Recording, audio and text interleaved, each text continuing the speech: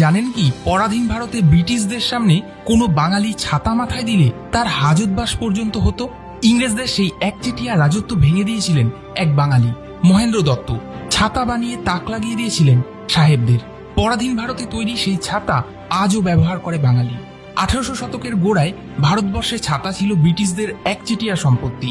ছাতা তখন একটা স্ট্যাটাস সিম্বল, শুধু সাহেবরা ব্যবহার করত আর ভারতীয়রা ভিজে পুড়ে মরত।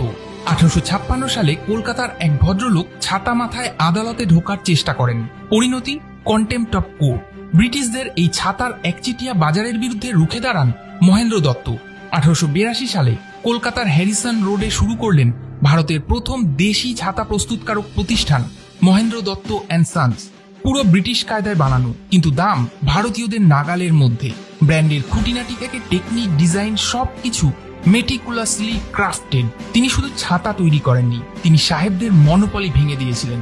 ছাতা যা আগে ছিল পরাধীনতার প্রতীক, তা এবার হয়ে উঠল আত্মসম্মানের ঢাল।